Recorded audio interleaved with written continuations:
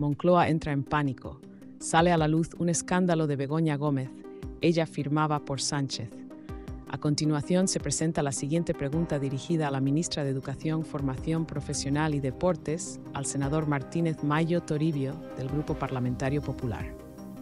Señoría, tiene la palabra. Gracias, señor presidente. Señora ministra, bienvenida al Senado. Le ha costado, ¿eh? Yo comprendo que venir a contestar preguntas de la oposición sobre corrupción de su gobierno no debe ser sencillo, pero en el pecado está la penitencia. Yo no comparto las declaraciones del señor Puente cuando no interesa a la corrupción de su gobierno. Claro que sí, nosotros ganamos las elecciones. Estamos en la oposición. Evidentemente, tenemos la obligación de contestar preguntas sobre su corrupción. Eso es legitimidad. Y claro que interesa hablar lo que interesa a los medios de comunicación. Tampoco le interesa esta foto. La publicó un medio de comunicación de ámbito nacional, concretamente en marzo del año 2000. Concretamente, una foto del año marzo del año 2019. Ábalos en Ferraz, con Coldo, con Aldama y con unos Boer venezolanos. Marzo del año 2019. La trama de corrupción ya comenzaba a operar en el año 2019. Ya estaban preparando de las suyas en el año 2019. ¿Qué me dice usted de luchar contra la corrupción si ustedes no han investigado nada de lo que ha sucedido en su gobierno durante estos años? Ni siquiera en el año 2019. No lo han hecho, señora. Mire ustedes, cuando llegaron al gobierno, al poco de llegar al gobierno, esta foto es la demostración de que ya se estaban corrompiendo en España. Llegaron con un mensaje de regeneración y ya se estaban corrompiendo. ¿Qué me quiere decir? ¿Qué me dice de la mujer del presidente? Es necesario que firme una carta de recomendación y de aval a unas empresas públicas para la adjudicación de contratos que dependen de su marido, que es el presidente del gobierno. Pero ¿en qué país vivimos? ¿Esto es lógico y es normal? ¿Es sensato? ¿Es adecuado? ¿Es estético? ¿Es ético? ¿Es legal que la mujer del presidente haga cartas de recomendación para que le adjudiquen contratos? ¿Le parece normal? ¿Le parece normal? Mire, ya pueden ustedes filtrar datos privados de particulares para tapar esta corrupción. Ya pueden ustedes sacar a pasear a Franco en palio, si es necesario. Ya pueden hacerlo ustedes. Pero le digo una cosa, esta carta y estas fotos son la demostración de la decrepitud de un gobierno que está en periodo de extinción.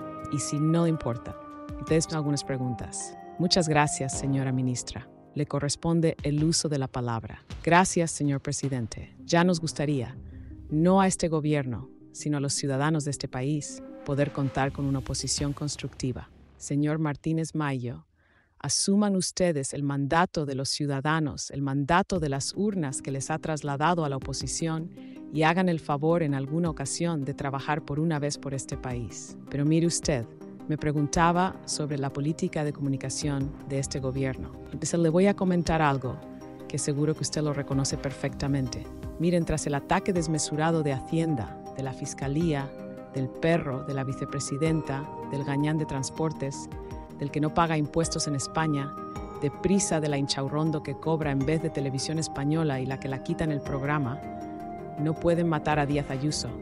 Nos gusta la fruta, os vamos a triturar, vais a tener que cerrar, que os den, idiotas. Si ahora estás de la cáscara amiga, son tus problemas. Mejor nos dejamos de escribir, ¿vale? Ya no eres una periodista, eres activista a sueldo. Adiós. Esta es su política de comunicación, la que ejercen siempre que gobiernan. Efectivamente, no tenemos nada que ver con ustedes, senador Martínez Mayo. Tiene la palabra. Muchas gracias, señor. Oiga, si tiene tanto interés en hacer oposición a un presidente autonómico, oiga, ¿por qué no se presentan a las elecciones a la Comunidad de Madrid? Por cierto, ha habido antecedentes. Un tal Pablo Iglesias ya lo hizo y fíjese el resultado. Oiga, que estamos hablando del gobierno de España. Que no tienen respeto a este Parlamento. Que el Parlamento tiene la facultad de hacerle preguntas y usted tiene que responder de su corrupción. Mire, en el año 2021, ustedes ya conocían la corrupción de Coldo. Es por eso cobra especial vigencia hoy en día. ¿Por qué se le cesó al señor Ábalos en el año 2021 como secretario de organización y como ministro de Fomento? ¿Por qué se le cesó? Porque ya lo conocían. ¿Y qué hicieron ustedes en aquel entonces? Lo peor que se puede hacer en democracia con un gobierno es ocultar, tapar y encubrir su propia corrupción. Ustedes se presentaron a las elecciones del año 2023 con la mentira de la amnistía, encubriendo su corrupción. Y ahora le pregunto, ¿hay unas nuevas elecciones a la vista? Le pregunto, ¿va a haber un referéndum en Cataluña? Bueno, mire, esta pregunta no me la conteste.